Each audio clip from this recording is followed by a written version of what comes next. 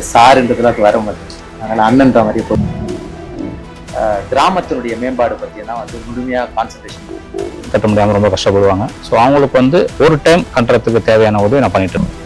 ஒரு குடும்பத்துக்கு 15 நாளைக்கு தேவையான பொருட்களை ஸ்பான்சர் பிடிச்சி வாங்கி கொடுத்தேன். எல்லாருமே சேவை செஞ்சால் வீட்டில் இருக்கிறவங்க ஒத்துக்க மாட்டாங்க.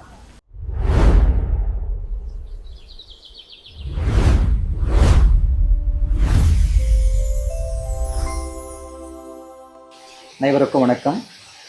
இந்த மண்ணில் பிறந்து தனக்காக மட்டுமன்றி பிறருக்காக வாழ்ந்து கொண்டிருக்கக்கூடிய இந்த மண்ணில் வாழ்ந்து கொண்டிருக்கக்கூடிய மண்ணில் மனிதர்கள் என்ற நிகழ்ச்சிக்கு உங்களை அன்போடு வரவேற்கிறேன். இந்த நிகழ்ச்சியில் முதல் எபிசோட யாரை பார்க்க வந்திருக்குன்னா, திருவள்ளூர் மாவட்டம் எல்லாபுரம் ஒன்றியம் பாகல்மேடு கிராமத்தில் இருக்கக்கூடிய சமூக சேவகரும் சிறந்த சேவைக்கான விருது பெற்றிருக்கக்கூடிய மதிப்பிற்குரிய அன்பு அண்ணன் டி கண்ணன் அவர்களை சந்திக்கிறது. நான் வணக்கம். ரொம்ப நாள் நீண்ட நடிகை பழக்கினதுனால சாருன்றதுல அது வர மாட்டேங்குது. அதனால அண்ணன்ற மாதிரியே போயிடுவாங்க. நீங்கள் ரொம்ப நாளாக வந்து இந்த சர்வீஸ் பண்ணிட்டு இருக்கீங்கன்னா, அதில் வந்து நம்ம யூடியூப் சேனலில் வந்து இந்த மண்ணின் மனிதர்கள் அப்படின்னு ஒரு நிகழ்ச்சி. இது என்னன்னா வந்து நம்ம யூடியூப் சேனல் எதுக்குன்னா இந்த குழந்தைகள் மேம்பாடு பற்றியும் கிராமத்தினுடைய மேம்பாடு பற்றியும் தான் வந்து முழுமையாக கான்சன்ட்ரேஷன் பண்ணலான்னு வருது. அப்போ அந்த வழியில் பயணிக்கும் போது ஏற்கனவே நீங்கள் உங்களை இருக்கக்கூடிய ஆட்கள்லாம் வந்து பல்வேறுபட்ட சேவைகள்லாம் செஞ்சுட்ருக்கீங்க. அதுவும் மக்களுக்கு தெரியாமல் செஞ்சுட்ருக்கீங்க. தனிப்பட்ட முறையில் நிறைய செஞ்சுட்ருக்கீங்க. அதை மக்களுக்கு கொண்டு வரணும். உங்களுடைய சேவை, உங்களுடைய பயணம், அப்புறம் உங்களுடைய எண்ணங்கள் என்னென்று மக்களுக்கு தெரியணுன்னு தான் இந்த இது. அதனால் நம்ம ஒரு கலந்துரையாடலாம். முதல்ல உங்களை பற்றி சுருக்கமாக சொல்லிங்க. வணக்கம். நான் வந்து திருவள்ளூர் மாவட்டம் எல்லாபுரம் ஊராட்சி ஒன்றியத்தில் பாகல்மேடு கிராமத்தில் என்னுடைய பூர்வீகம் தான். என் பேர் கண்ணன். எனக்கு வந்து 3 பெண் குழந்தைங்க. ஸோ நான் வந்து சின்ன வயசுலேருந்து என்னுடைய ஆர்வத்தோடு இந்த பணி செஞ்சிட்ருக்கேன். சரிங்க. ஆனால் இப்போது நீங்கள் வந்து இந்த சமூக சேவை இப்போ செஞ்சிட்ருக்கீங்க. ஆமாம். அது என்ன மாதிரி பணிகள்லாம் செஞ்சிட்ருக்கீங்க? சின்ன வயசில் வந்து பார்த்திங்கன்னா, எனக்கு வந்து சிறு வயதிலே வந்து இந்த கோயிலெலாம் வந்து விநாயகர் கோயிலெலாம் பார்த்திங்கன்னா வந்து விநாயகர் சதுர்த்தி வரும்போது வந்து அன்னதானம் பண்ணணும்னு ஆசை. அதான் வந்து சின்ன வயசுலேருந்து அன்னதானம் வந்து முதல்ல ஆரம்பித்தோம்.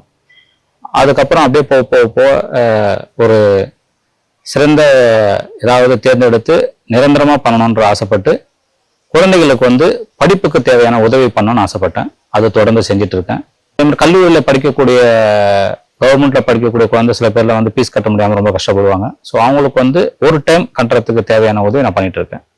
இப்போ குழந்தைங்களுக்கு சேவை பண்ணுறீங்களா? என்ன மாதிரி சேவையெல்லாம் பண்ணுறீங்களா குழந்தைங்களுக்கு பார்த்தீங்கன்னா வந்து குழந்தைங்க வந்து அரசு பள்ளியில் படிக்கக்கூடிய குழந்தைங்க வந்து ஒரு ஃபீல் பண்ணும். நமக்கு கான்வென்ட்ல சேர்க்கலையான்ற ஃபீல். அந்த ஃபீல் வராமல் இருக்கிறதுக்கு குழந்தைங்களுக்கு என்னென்ன தேவை அதை யோசித்து ஸ்கூல் ஓப்பன் பண்ணோன்னா பார்த்தீங்கன்னா அவங்களுக்கு தேவையான நோட் புக்ஸு வாங்கி கொடுப்போம். அதுக்கப்புறம் பார்த்தீங்கன்னா வந்து ஆகஸ்ட்டில் அவங்களுக்கு ஒரு டிஷர்ட்டு ப்ரொவைட் பண்ணுவோம். அதுக்கப்புறம் பார்த்தீங்கன்னா நம்ம கல்ச்சர் மறக்கூடாதுன்றதுனால அவங்களுக்கு வந்து தீபாவளிக்கு பட்டாசு ஸ்வீட்டு கொடுப்போம். பொங்கலுக்கு வந்து பொங்கல் பேக் கொடுப்போம். ஸோ குழந்தைங்க வந்து லீவு போடாமல் இருக்குன்றதுனால அட்டண்டன்ஸில் வந்து கரெக்டாக அவங்க பண்ணாங்கன்னா அவங்களுக்கு வந்து வருஷத்துக்கு ஒரு கிஃப்ட் கொடுக்குறோம். இது அரசு பள்ளியில் படிக்கக்கூடிய குழந்தைங்களுக்கு பண்ணிட்டு இருக்கோம். அதே மாதிரி நீங்கள் சேவை செய்யும் போது முதல் சேவை செய்த அனுபவம் எப்படி இருந்தது? ஃபஸ்ட்டு எப்போ சேவை செஞ்சீங்க?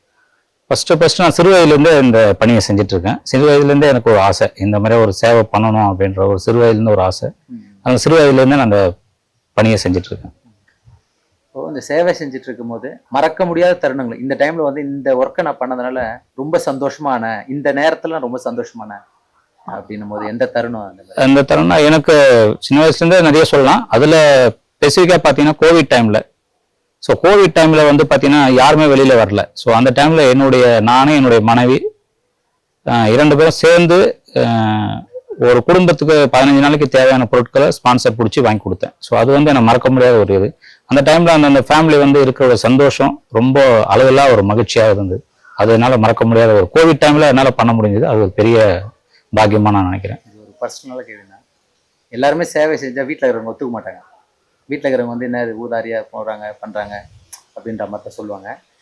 அண்ணி நீங்கள் எப்படி காம்ப்ரமைஸ் பண்ணீங்களா, இல்லை அவங்களுக்கும் இதில் ஈடுபாடு இருக்குங்களா? இல்லை, ஃபர்ஸ்ட்ல அவங்க கூட வந்து ஃபேமிலியெல்லாம் விட்டுட்டு இந்த மாதிரி பண்ணுறாரு அப்படின்ற ஒரு ஃபீல் இருந்தது. ஸோ என் கூட வந்து அவங்க பயணிக்கும் போது அது அளவு கடந்த மகிழ்ச்சி வந்து என்னோட அதிகமாக பண்ண ஆரம்பிச்சாங்க.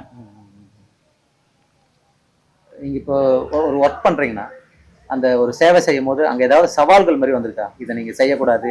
நிறைய இடத்துல வந்து கிராமத்திலேயே வந்து நம்ம என்ன ஏழ்மையான குடும்பத்துல பிறந்துட்டு இவர் என்ன பெரிய இதெல்லாம் பண்ணிட்டு இருக்காரு, இவர் நம்மளோட பணக்கார அப்படின்னு நினைச்சாங்க. ஸோ இதுல வந்து பணக்கார ஏழைன்றது முக்கியம் கிடையாது.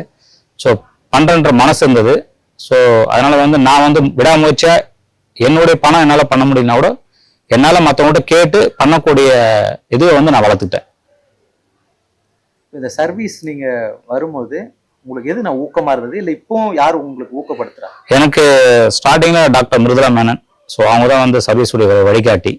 ஸோ அவங்க வந்து பண்றதை பார்த்து தான் எனக்கு ரொம்ப இன்ட்ரெஸ்ட். சரி நம்ம வந்து இவங்க இந்த ஏஜ்ல வந்து இவ்வளவு பண்றாங்களே அப்படின்னு சொல்லிட்டு அதை பார்த்து நான் நிறைய பண்ணணும்னு ஆசைப்பட்டேன். எனக்கு அப்போ அவங்க சப்போர்ட்டா இருந்தாங்க, நிறைய பண்ணேன். ஸோ இப்போ இடையில பார்த்தீங்கன்னா நிறைய சப்போர்ட் பண்ணது சாய் ட்ரஸ்ட். ஸோ குருமாய் சாந்தம்மா அப்படின்றவங்க, அந்த சுவாமி அம்மா வந்து நம்ம கிராமத்துல என்னென்னலாம் பண்ண முடியும், பள்ளி குழந்தைங்களுக்கு இல்ல கழிப்பற வசதி எது கேட்டாலும் பண்றாங்க. ஸோ அவங்களோட எனக்கு ஒரு பெரிய சப்போர்ட் அவங்க. இப்போ நீங்க நம்ம பண்ண ஒர்க்லேயே வந்து இதனால இந்த கிராமம் மாற்றம் அடைஞ்சிருக்கு அந்த மாதிரி ஏதாவது மக்கள் வந்து உங்களுக்கு ஃபீட்பேக் சொல்லியிருக்காங்களா? ஆனா இந்த மாதிரி இதை நீங்க பண்ணதுனால இந்த பசங்க எல்லாம் இந்த மாதிரி மாறி இருக்காங்க அந்த மாதிரி? நிறைய இடத்துல நிறைய இது வந்து சொல்லியிருக்காங்க. ரோட்டரி கிளப்ல இருக்கக்கூடிய இப்போ கிண்டியில இருக்க பிரசிடென்ட் கூட சொல்லியிருக்காங்க. நிறைய இந்த மாதிரி அவங்களை வந்து நிறைய ஃபங்க்ஷன்லாம் கூப்பிட்டு வச்சு நான் பண்ணியிருக்கேன். அதுல வந்து அவர்லாம் வந்து கிராமத்துல விசாரிச்சு சொல்லியிருக்காரு, நல்ல ஒரு இது ஒரு சேவை. எந்த கிராமம் ஸ்பெசிஃபிக்கா ஏதாவது கிராமம்? ஸ்பெசிஃபிக்கா வடத்தில்லை ஒரு தில்லைக்குமாரனுடைய பிரசிடென்ட் வந்து ரொம்ப இன்ஸ்பயர் ஆகி நிறைய விஷயம் சொல்லியிருக்காரு. எனக்கு இந்த வயசுல இந்த சிறு வயதுல இவ்வளவு பண்ண முடியாதுன்னா நிறைய பண்ணியிருக்கீங்க, ரொம்ப உங்களுக்கு நான் ஃபேஸ்புக்லாம் நிறைய பார்த்துருக்கேன், அவங்களுடைய சேவை வந்து இது பண்ண முடியாது, நான் அளவு கடந்தான ஒரு சேவை நான் இது அப்படின்னு சொல்லி நிறைய வாட்டி என்ன அந்த கிராமம் வாழ்த்திருக்காங்க. இப்போ நம்ம எல்லாமே பழகிறது எல்லாமே நம்ம சின்ன மிஷன் தாமரை பார்க்க கோவில் மூலியமா தான் பழக்கம். நீங்க குருதேவர்கிட்ட இன்ஸ்பயர் பண்ணது இல்ல நம்ம கோவில் பத்தி ஏதாவது? நான் இன்ஸ்பயர் வந்து பார்த்தீங்கன்னா நான் ஒரு பேஷண்டாக தான் அங்கே போனேன். ஸோ அந்த இடத்துல இன்னைக்கு ஒரு ஒர்க்கராக இருக்குன்னா அது குருதேவருடைய மேலே ஒரு பற்று. ஸோ அதை நான் உணர்வுபூர்வமாக பண்ணியிருக்கேன்.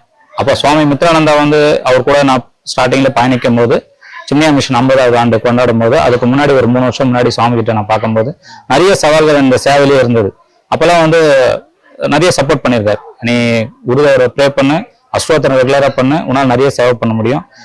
எல்லாரும் என்ன வந்து அப்பெல்லாம் கிண்டல் பண்ணுவாங்க, நீ பிரம்மச்சரியா போற, அதாவது வந்து ஃபேமிலிலாம் விட்டுட்டு இந்த மாதிரி சேவைன்னு போயிட்டு இருக்க சின்ன மிஷன் அப்படின்னாங்க. ஆனால் சுவாமி மித்ரானந்தா வந்து நீ பண்ண உனக்கு தெரியும் உங்களுடைய இதுன்னு சொல்லி என்னை என்கரேஜ் பண்ணியிருக்காரு. அப்புறம் சுவாமி சகலாண்டா இப்போ இருக்கக்கூடிய அவர்லாம் கிராமத்துக்கு போகும்போது நிறைய சப்போர்ட் பண்ணியிருக்காரு. ஸோ அதில் எனக்கு குருதேவர் மேலே ரொம்ப ஒரு பற்று வந்தது. அதுக்கப்புறம் தொடர்ந்து என் பிள்ளைகளும் அந்த பற்றோடு இப்போ இருக்காங்க.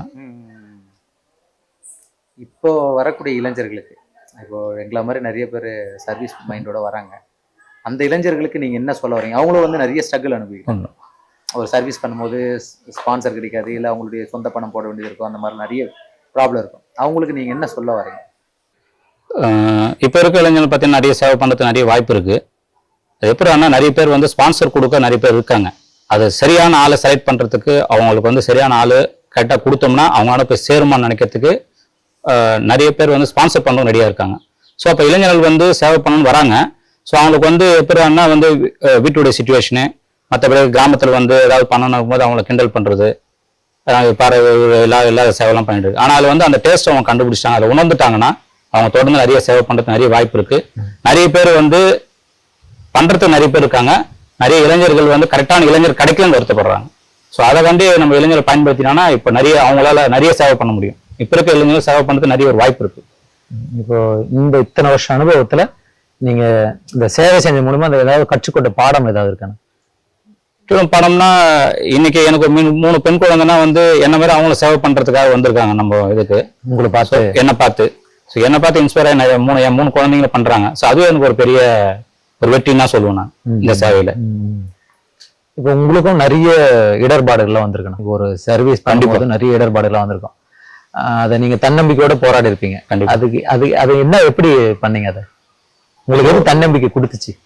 தன்னம்பிக்கை கொடுத்ததுன்னு சொல்ல முடியாது, எப்படி சொல்றது எனக்கு தெரியல. ஆனா வந்து சவால்கள் நிறைய இருந்தது. ஆனா என்னுடைய விடாமுயற்சி நான் வெற்றக்கூடாதுன்றதுனால விடாமுயற்சியா இருந்தேன். ஸோ அதுல வந்து என்னடான்னா ஒரு டைம்ல நான் ரொம்ப ஃபீல் பண்ணேன், சரி நம்ம இந்த சேவைகளை பண்றோமே நம்ம மக்களுக்கு புரியலையே அப்படின்னு ஃபீல் பண்ணியிருக்கேன். ஸோ அந்த டைம்லாம் வந்து ஆன்மீக லெவல்ல யாராவது ஒருத்தர் வந்து எனக்கு வந்து கைட் பண்ணாங்கன்னு சொல்லலாம். உங்களோட இப்போ வந்து ஸ்கூல் ஸ்டூடெண்ட்டுக்கு நிறைய பண்ணிட்டு இருக்கீங்க, அப்புறம் டியூஷன் சென்டர் எடுக்கிறீங்க, அந்த மாதிரி நிறைய விஷயம் பண்ணிட்டு இருக்கீங்க. உங்களோட இலக்கு என்னன்னா இதுதான் என்னோட இலக்கு அப்படின்னு ஒரு இலக்கு இருக்கு? என்னுடைய இலக்குன்னு பாத்தீங்கன்னா வந்து நான் இது வரைக்கும் பண்ணதோட இன்னும் அதிகமா பண்ணணும்னு என்னுடைய ஆசை. ஸோ அதுக்கு என்னால உழைப்பு வந்து கொடுக்க முடியும், ஊதியம் வந்து கிடைக்கல, அதுக்கு தேவையான ஸ்பான்சர்ஷிப் ஒன்றும் கிடைக்கல. எனக்கு என்னடா என்னுடைய ஆசை என்னடான்னா வருஷத்துக்கு நம்ம குறைஞ்ச 10 குழந்தை படிக்க வைக்கணுன்றது என்னோட ஆசை. ஸோ அது வந்து என்ன மற்ற வந்து கிராமத்துல கஷ்டப்படுற குழந்தைங்களுக்கு இது ஹெல்ப் பண்றது அந்த மாதிரிலாம் நிறைய அச்சீவ் பண்ணிட்டேன். அதெல்லாம் எனக்கு ஒரு இது இல்லை. அதே மாதிரி வந்து தூய்மை பணியாளர், தூய்மை காவலர்கள்லாம் அவங்களுக்குலாம் ஹெல்ப் பண்ண நினைச்சேன், அவங்களுக்குலாம் நிறைய பண்ணிட்டேன். என்னால முடிஞ்சாலும் ஸ்பான்சர்லாம் நிறைய பண்ணிட்டேன். என்னுடைய ஒரே ஆசை இப்போ வந்து என்னன்னா வருஷத்துக்கு 10 குழந்தை படிக்க வைக்கணும். என்னோட இலக்கு அதான் பார்த்தது. அதுக்கு நல்ல ஸ்பான்சர் இருக்கும். ஆமா, நல்ல ஸ்பான்சர் கிடைக்கணும். கண்டிப்பா உங்களோட மனசு கிடைப்பாங்கன்னா கண்டிப்பா. லாஸ்ட்ல இந்த மண்ணின் மாமனிதர் இந்த நிகழ்ச்சியோட பார்த்துட்டு இருக்கக்கூடிய பார்வையாளர்களுக்கு நீங்க என்ன சொல்ல விரும்புறீங்க? அதாவது வந்து கிராமத்துல இருக்க எங்கேயோ இருக்க நாங்களே இவ்வளவு சேவை பண்றோம்னா நிறைய பேருக்கு இந்த சேவை மனப்பான்மை கண்டிப்பா வரணும். ஒண்ணு. ரெண்டாவது, இந்த சேனல் வந்து எங்களை வந்து தேர்ந்தெடுப்பாங்க நாங்கள் எதிரே பார்க்கல. ஸோ இது வரைக்கும் நாங்கள் பண்ண சேவையில் எனக்கு குறைஞ்சது நான் 28 வருஷமா அந்த சேவை பண்ணிட்டு இருக்கேன். ஸோ யாருமே வந்து இது வரைக்கும் வந்து எங்களை ஒரு ஆளை பொருட்படுத்தி, ஏன்னா வந்து பார்த்தீங்கன்னா வந்து இப்போல்லாம் வந்து நிறைய விளம்பரக்கு ஆளை தான் வந்து தேர்ந்தெடுத்து நல்லா பண்ணுவாங்க. ஸோ நம்ம ஏதோ ஒரு கிராமத்தில் இருக்கோம், நம்ம பண்ண சேவை போட்ட அமைதியாக பண்ணிட்டு இருக்கோம். ஸோ எங்களை வந்து இதுமாரி வெளியே கொண்டு வரத்துக்கு இந்த சேனல் வந்திருக்குன்னா எங்களுக்கு வந்து இதில் வந்து இந்த டைம்ல எப்படி சொல்றேன்னு சொன்னா ரொம்ப சந்தோஷமா இருக்கு. நிறைய பேரோட பயணப்பட்டிருப்பீங்க, நிறைய விஷயங்கள் தெரிஞ்சிட்டு இருப்பீங்க, நிறைய பேர் உங்களுக்கு உதவி பண்ணியிருப்பாங்க. அவங்க யாருக்கு நீங்க நன்றி சொல்லணுமோ இந்த வீடியோ வாயிலா நீங்க வந்து நன்றி சொல்லலாம். கண்டிப்பா இது ஒரு வாய்ப்பு எனக்கு. முதல்ல வந்து பாத்தீங்கன்னா வந்து ஆன்மீக லெவலில் பார்த்தீங்கன்னா சுவாமி மித்ரானந்தா, அகில இந்திய சின்மியா யுவகேந்திரா தலைவர். அதுக்கப்புறம் சுவாமி சகலானந்தா, சுவாமினி குருமாய் சாந்தம்மாள். அதுக்கப்புறம் பார்த்தீங்கன்னா அரசியல்ல ஒரு இந்த சேவை பண்றதுக்கு அரசியல்ல வந்து ஏதாவது ஒரு சப்போர்ட் கிடைக்கணும். அதுல பார்த்தீங்கன்னா நம்ம உயர்திரு மதிப்புக்குரிய அண்ணன் CH சேகர். அதுக்கப்புறம் என்னுடைய குடும்பத்தார், என்னுடைய மனைவி, ஃபுல் சப்போர்ட் பார்த்தீங்கன்னா மனைவி. என்னுடைய மனைவி சப்போர்ட் இல்லைன்னா எதுவும் பண்ண முடியாது. ஸோ குடும்பத்தில் அவங்களுடைய சப்போர்ட் ரொம்ப அவங்களுக்கு நன்றி தெரியும். மெயினாக வந்து இந்த எனக்கு வந்து கவர்னருடைய ஆளுநர் அவர்கிட்ட எனக்கு அவார்டு கிடைச்சிட்டு மதிப்பிற்குரிய உயர்திரு கர்னல் தியாகராஜன் ஐயா அவர்கள், அவர் தான் எனக்கு வந்து இந்த அவார்டுக்கு ஏற்பாடு பண்ணாரு. இந்த கிராமத்தில் இப்படி ஒரு சேவை பண்றேன் கணவன் மனைவி என்று பார்த்துட்டு அவர் எனக்கு இந்த அவார்டு ஏற்பாடு பண்ணி கொடுத்தாரு. நான் எதிர்பார்க்காத ஒரு எனக்கு இந்த விருது. ஸோ அவரும் இந்த நேரத்தில் நன்றியை தெரிவிச்சுக்கிறேன். இந்த நிகழ்ச்சி ஏற்பாடு பண்ணி கொடுத்த என்னுடைய நண்பர் மணிவண்ணன் ஜி அவர்களுக்கு ரொம்ப நன்றி தெரிவிச்சுக்கிறேன். நம்ம கவர்னர் கிட்ட நீங்க அந்த அவார்டு வாங்கும் போது எப்படி இருந்துச்சு உங்களுக்கு அந்த ஃபீல்? அதாவது வந்து அந்த இடத்துல போனவொன்னே என்ன அறியாமலே எனக்கு ஒரு சந்தோஷம் கிடைச்சது. ஒரு ஃபீல் நம்மள ஒரு கர்னல் தியாகராஜன் சார் இது இந்த அளவுக்கு நம்மளுக்கு பண்ணுவார் அப்படின்னு எதிர்பார்க்கல. அவர் ஜென்ரலா வந்து கண்ணன் நீங்க நேரம் ஆளுநர் ஆஃபீஸ் வந்ததுன்னு அவர் சொன்னார் எனக்கு. ஸோ நானும் என் மனைவியும் போகும்போது எங்களுக்கு ஒன்றும் தெரியல அங்கே போகும்போது. ஸோ அந்த அவார்டு கொடுக்கும்போது அளவுக்கு அதிகமான ஒரு சந்தோஷம் எனக்கு. ஸோ நம்ம இவ்வளவு நாள் பண்ண சேவைக்கு இது பெரிய ஒரு கிஃப்டா நினைச்சேன் நான். அந்த இடத்துல நிற்கும் போது தன்னறியாமலே ஒரு சந்தோஷம் தான் அது.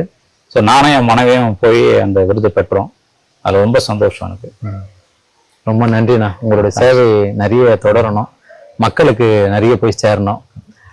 இது போல சேவை செஞ்சுட்டு இருக்கக்கூடிய ஆட்களை வந்து நீங்க அனைவரும் வந்து கையை பிடிச்சு தூக்கி விடணும். அவங்களுக்கு இன்னும் நிறைய பேர்கிட்ட அவங்க போயிட்டு அவங்களோட சேவைகளை செய்யறேன்ட்டு நம்மளுடைய யூடியூப் சேனல் வழியாகவும் இதை பார்க்கக்கூடிய அனைவரின் வாயிலாகவும் நான் தெரிவித்துக் கொள்கிறேன். ரொம்ப நன்றி. நன்றி.